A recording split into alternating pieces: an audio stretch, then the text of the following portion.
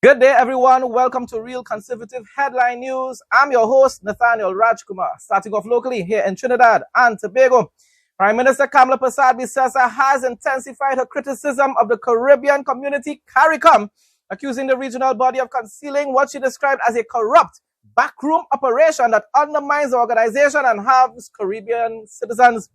100% correct. They support communism. They support socialism. They even supported the jihadists. And besides that, they seem to be very obsessed with the PNM. They are close allies of the People's National Movement. My response to my dear Prime Minister of Trinidad and Tobago, I don't agree with you with everything that you're doing, but nevertheless, never be afraid to stand alone when you're confronting and fighting against evil, leftism, radical jihadist extremism, socialism, and communism. Caricom is a regional ally of the PNM and tyrants like Maduro. Neither the Kakash media nor the tribal fanatics want to hear the truth. But it must be told, and let me clarify what I was saying about, I don't agree with everything that she does.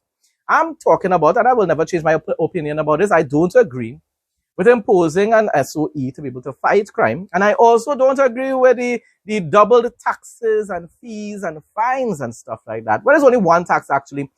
Basically, that was a new tax that came into play, which is the landlord tax. I don't agree with that. Treasury income tax, normal income tax. But besides that, the double fees and fines and so forth, I don't agree with those things either. It's just placing more burden upon the citizens of Trinidad and Tobago. But in general, she's doing a whole lot better, a very good job compared to the PNM. And that's the sad thing about it. In Trinidadians, Trinis, what they will do, when they get fed up at the PNM, they will vote for another political party. And of course, once they make mistakes, which we are human beings, so they will make mistakes.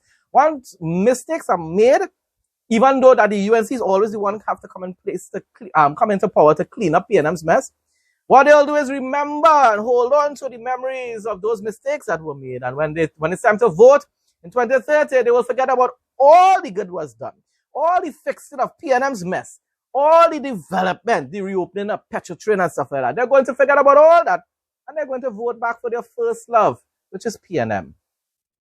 Yesterday, the Honorable Jerlene John, Minister of Works and Infrastructure, was joined by Gautam Maharaj, Chairman Alderman of the Penal Debe Regional Corporation, Shanti Budram, Vice Chairman, and councillors of the corporation, along with representatives from the Siparia Constituency Office, during this week's community outreach visits. Did you used to hear about these weekly outreach visits under the mighty morphin PNM? No. Locations visited included SS Erin Road, Clark Road, Penal Rock Road, the Calco pump site, and the TNTech and Powergen drains, where the minister received a first-hand look at road repairs and ongoing drainage maintenance ahead of the rainy season, being proactive instead of reactive. And a matter of fact, PNM never even used to react. The tour also included observing the process of maintenance works being carried out by highways and drainage workers onboarded through the ministry's national recruitment drive, which I really believe they need to expand as soon as possible. Provide jobs for people while also providing an essential service. But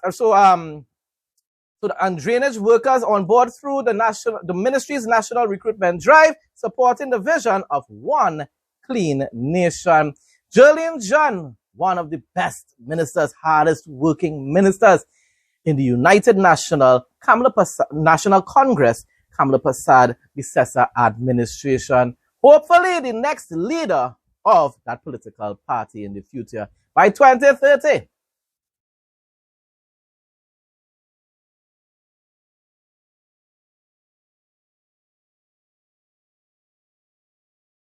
On April 14th, 2026, Senator the Honorable Eli Zakur, Minister of Transport and Civil Aviation, met with the Board of Caribbean Airlines Limited, which was assigned to the Ministry of Transport and Civil Aviation.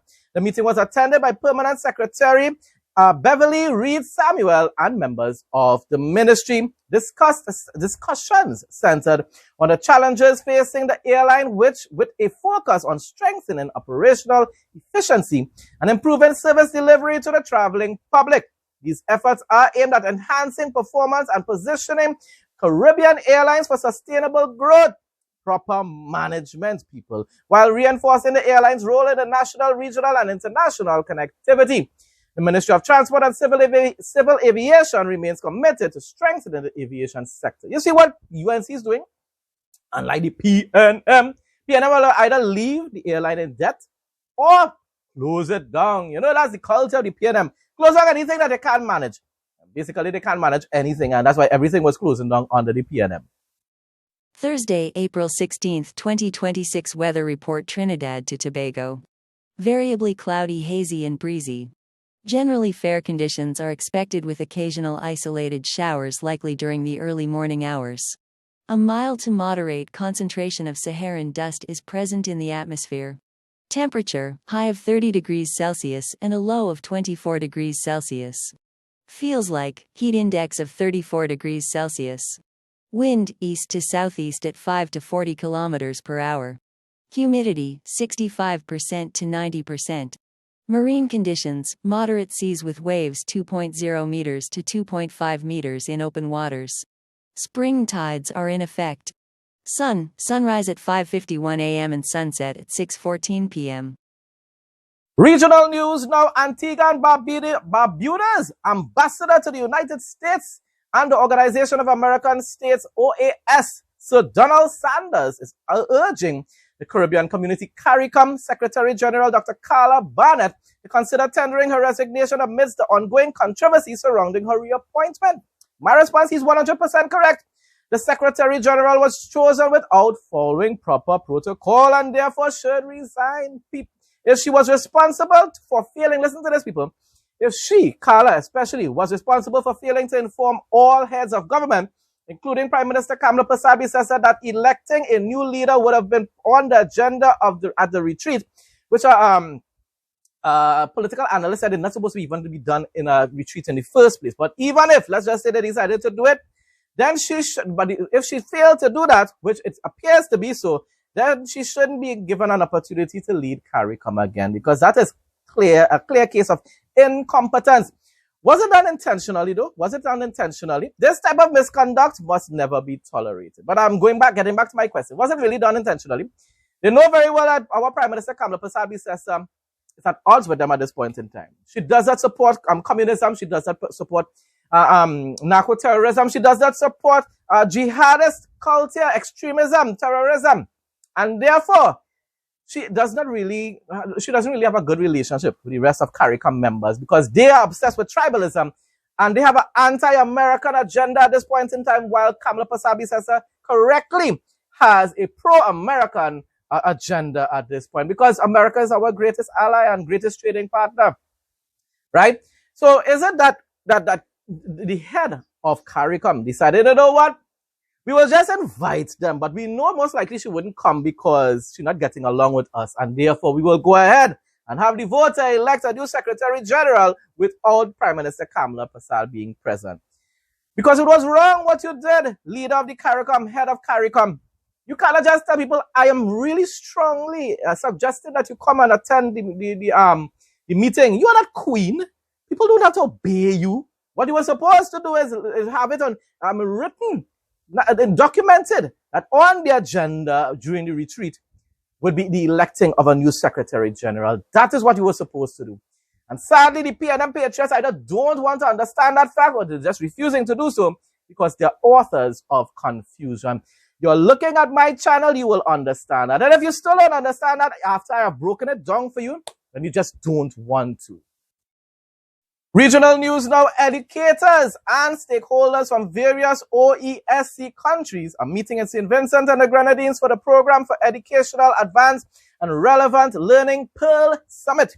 Delivering his address at the opening ceremony yesterday, Minister of Education Philip Jackson said that while SVG St. Vincent and the Grenadines is benefiting from the Pearl Project, he would like to see greater emphasis placed on lifelong learning. Minister Jackson also questioned whether major examinations such as the Caribbean Primary Examination Assessment, SCPEA, are truly impacting students' capacity for lifelong learning, or if they function merely as one-off assessments. I want to propose that all of what we're doing in the Pearl project and institutionalizing the assets and through generative development and the governance structures that go with that is to keep in mind that the education journey is not so much about what the teacher can download in the student's head, but the sort of attitudes and competencies necessary for them to develop an attitude of lifelong learning. If you're talking about governance and generative governance and sustainability, we have to examine some of the deep structures of the education system that we are advancing and ask ourselves, is it possible that the way we were doing things with a focus mainly on exams and getting to CPA as opposed to individualized learning, if that in itself is something we need to address to ensure that there's sustainability? Guyana is advancing high-level discussions on establishing a domestic oil refinery and fertilizer plant as part of a broader strategy to strengthen national and regional energy security, President Dr. Irfan Ali said on Wednesday. Speaking during his Tea on the Terrace program, President Ali said long-term investment in a national gas plant and gas bottling facility as part of the country's flagship gas-to-energy project will allow Guyana to build internal capacity to withstand external shocks, stabilize domestic energy prices, and cut the cost of energy by up to half, because they will be refining their own oil and to produce gas and so forth. This, he noted, would support more stable supplies of fertilizer, gas, and industrial and manufacturing opportunities.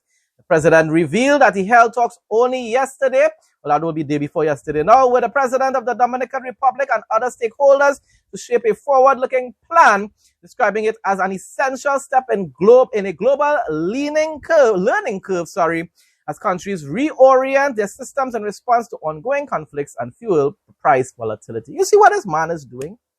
He's not just saying, I'm going to use the oil money to enrich myself and my party, and even for development of infrastructure. He wants to make, he wants to continue to carry, not just infrastructure, but he wants to carry Guyana forward to first world status. And when you become more and more independent, that is what is going to take place. And once you have a refinery, that is what will happen. You're going to definitely generate a whole lot more revenue while becoming a whole lot more self-sufficient as well. In the meantime, President Irfan Ali, you have a great ally here in Trinidad and Tobago under the Kamla Persad-Bissessar administration. Feel free to send all your oil here to be refined. Workers at the University of the West Indies in Mona, Jamaica staged another protest over salary issues yesterday. A similar protest was mounted on Monday. They expressed frustration over delays and are pressing for the issues to be addressed. The disgruntled workers have vowed to continue their demonstrations. Now, of course, it could be politically motivated, but besides that, in those kind of cases, the Andrew Holden's administration needs to at least respond and let the citizens know and the rest of us know what is taking place, why these protests are actually taking place. Yeah, give them money. We know come tell me that. We don't want to hear no more. We know everything about you see. We're around 60 to 70. How do I know money? No, what are the man? Listen to my man. Don't get me upset. Don't get me upset.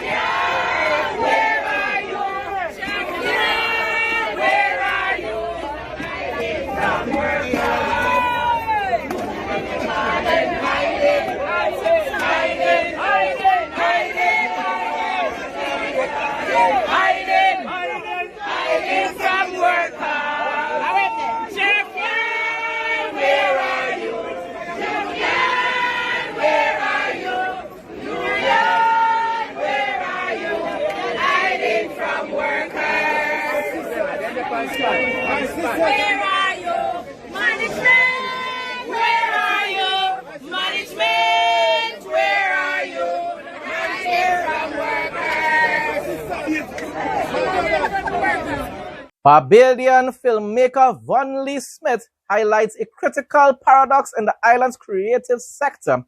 While digital talent is abundant, the economic framework remains stagnant. Despite his own success transitioning from mobile filmmaking to professional production, Smith argues that too many creators are trapped in a cycle of working for free. To break this cycle, the responsibility must shift from government promises to corporate action. Smith maintains that local advertisers and brands hold the ultimate power to legitimize the industry. By replacing requests for exposure and with fair market rate compensation, these entities can transform content creation from a hobby into a sustainable economic engine. Sounds like a wonderful idea. Ultimately, professionalizing the industry requires a mindset shift across the private sector.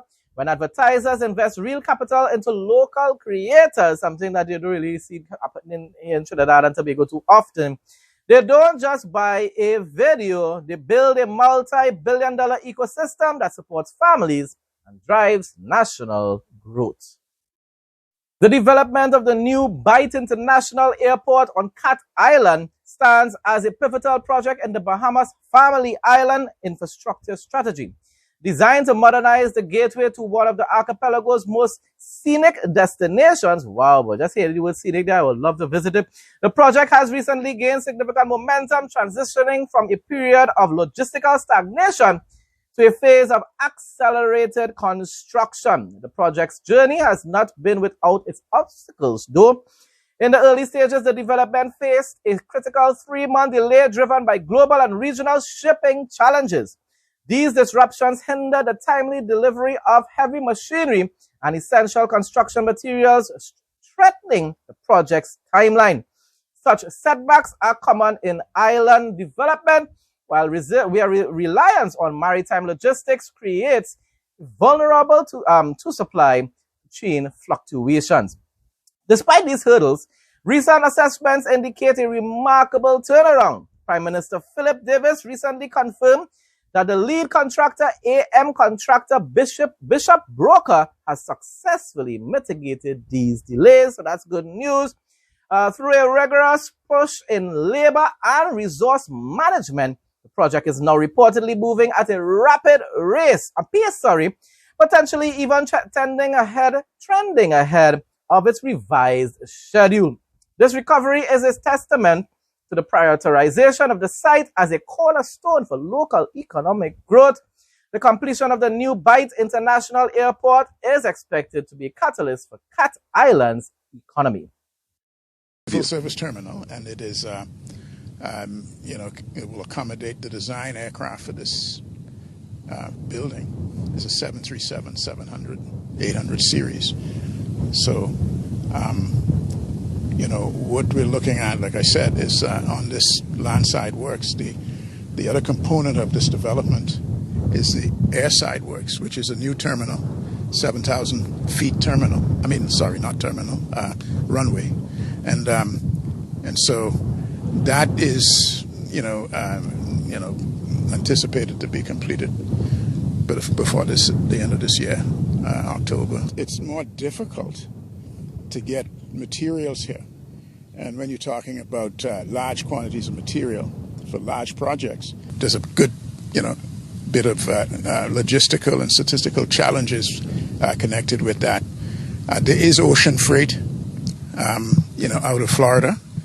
And so we're a little bit fortunate that on some other islands where materials have to come to Nassau and then mail boat, transport, to the island. So,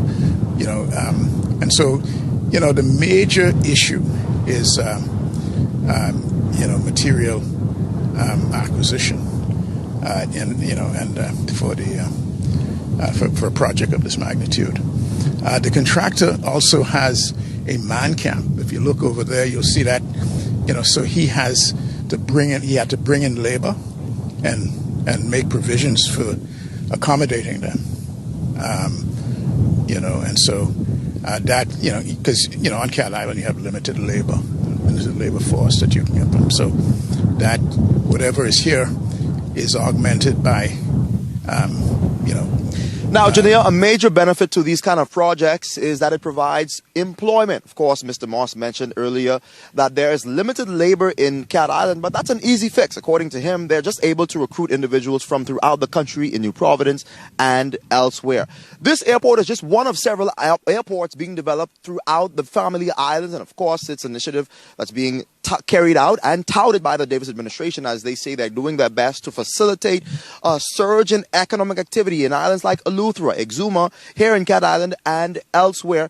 And they simply want to provide dignity to how individuals are able to fly in and out of their hometown. And so, Janelle, we're going to be standing by and observing this project as they hope to make it to the finish line, notwithstanding shipping challenges and other challenges. International news now. Hunter Biden now lives outside the United States and is unable to pay his lawyers, according to a new court filing. Why? Are you bankrupt? While it remains unclear where he has relocated, he indicated last year that he had been visiting Cape Town, South Africa, where his wife is originally from. You real fortunate that your father was president of the United States and therefore you were pardoned from some serious crimes. Country star Billy Ray Cyrus says he prays for President Trump and urged Americans to pray for the country, and said he respects the office of the presidency regardless of political party. Cyrus previously described himself as a Democrat before endorsing Trump in the 2024 election. And by his statement being made there, he's probably still trying to please the leftists and Democrats by not coming out boldly and declaring himself as probably a conservative now. And he probably doesn't lean completely on the conservative side, but it shows clearly that he agrees with a lot of what Trump is doing, which is to rebuild America, make America great again, make America safe again. I wonder what his daughter Miley Cyrus has to say about this. Senate Republicans blocked a Democratic resolution to curb President Trump's war powers for a fourth time as Operation Epic Fury enters its 46th day. Wonderful. It's really wonderful to see Republicans having a backbone, having spine, and saying, you know what, we are not going to submit to the demands and the rants and the raves and yelling to the sky of the Democrats and radical leftists and jihadists in America. Stand strong, and hopefully the Americans will make the right decision in November this year. I believe it's November, for midterms, and give Republicans a larger majority in the House and also in the Senate. Now for the interesting facts segment, a jaw-dropping story shared by Dan Dodson left people stunned. A buyer reportedly discovered $7.5 million in cash inside a storage unit purchased for just $500. But things quickly got complicated when an attorney for the original owner demanded the money back. After rejecting an initial $600,000 offer, the buyer agreed to a $1.2 million deal. What started as a dream find turned risky fast. I don't know if he could have ended up getting charged for it, most likely, I don't know. Proving sometimes the smartest move isn't holding on to the jackpot, but walking away safely with a life-changing win. He negotiated quite well. He ended up getting double the amount of the initial offer.